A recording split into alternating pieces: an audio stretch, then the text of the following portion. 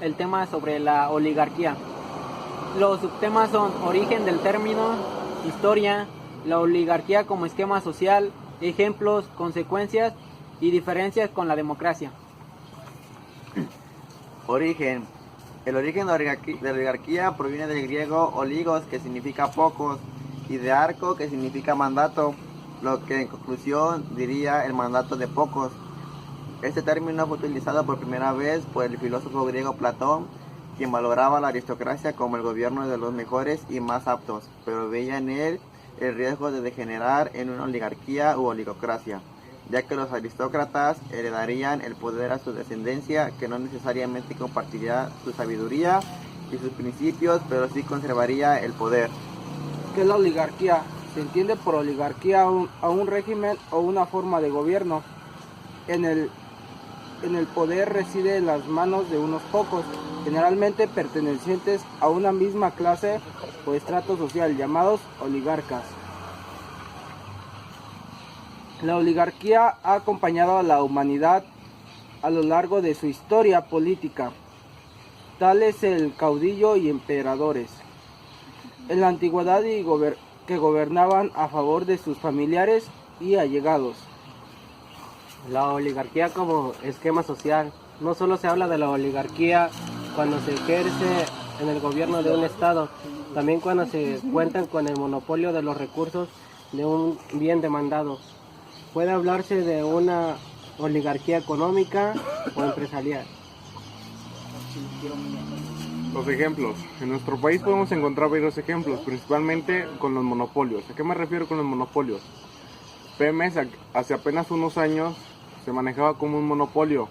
¿Por qué? Porque era la única gasolinera. Después de las economías y la inversión de nuestro querido presidente Peña Nieto, tenemos que hay varias gasolineras, pero el petróleo y la gasolina sigue con el mismo precio.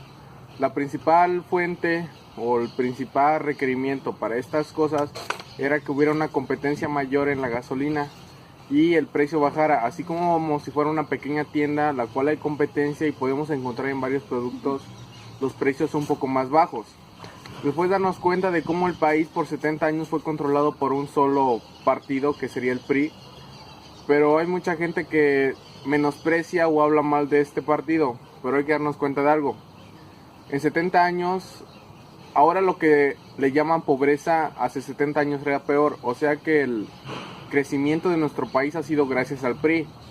De ahí hacemos un cambio de régimen o de partido, que sería para el presidente Vicente Fox, el cual, para mi opinión, solamente estuvo 6 años sentado y él no hizo ni siquiera ningún requerimiento, solamente las inversiones sociales.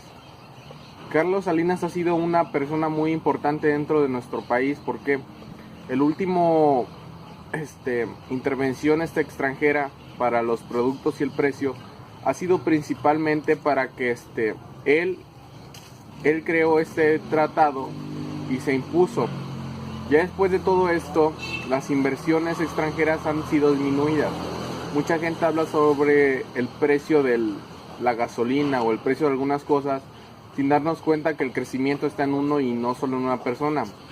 Poco a poco vamos teniendo un crecimiento más exhausto en el país para darnos cuenta de cómo el país ha sido un crecimiento y no se puede reflejar en unos simples años como ahora le podemos dar.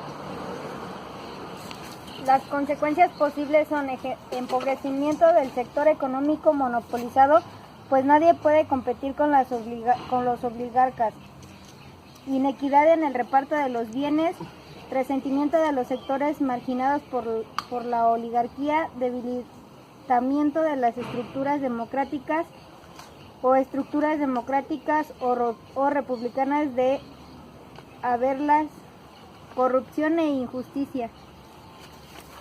La oligarquía y la democracia se distinguen claramente en la forma de ejercer el poder, ya que esta última permite a la mayoría expresar su deseo mediante el voto, así sea para designar a quienes han de tomar las decisiones en última instancia, mientras que un gobierno oligárquico, incluso si es fruto de una elección democrática, tenderá a concentrar el poder en alguna minoría y obedecer a los intereses de esta y no a los del pueblo en general. Oligarquía. Ocurre a veces que distintas oligarquías se enfrentan entre sí por el control de las naciones, como ocurrió en algunas guerras civiles, como la Guerra Federal Venezolana. En ella se dieron luchas, dos formas de oligarquía, la conservadora y la liberal, ambas representadas por partidos minoritarios y acomodados cuyos modelos en el país eran mutuamente excluyentes. La oligarquía se entiende como por muchos procesos, o sea, más que nada se basa en la historia de dos o más componentes. Verga, no. Darnos cuenta de que después de explícita y temida explicación de mis compañeros, nos damos cuenta de que como el país, no solo nuestro país, sino todo el mundo ha sido un mal régimen. Podemos darnos cuenta de la caracterización de algunos países. ¿Por qué? Por el dinero. De ahí te das cuenta de que Estados Unidos, principalmente en las guerras o en los enfrentamientos que tiene contra Irán, su principal exponente para esta guerra es el petróleo que existe. O sea, su base o su dinero ha sido por parte de más países involucrados. Para mí, o en mi perspectiva, darnos cuenta de que dependemos de una moneda no tiene ningún sentido. Después de que si dejáramos de depender del dólar, obviamente el petróleo disminuye. No simplemente el petróleo, sino varios productos. ¿Por qué? Porque se caracteriza en nuestro país. Nuestro país tiene muchísima potencia para ser un país grande, pero ¿qué nos quedamos? Con un presidente mediocre, con una gente más mediocre que el presidente.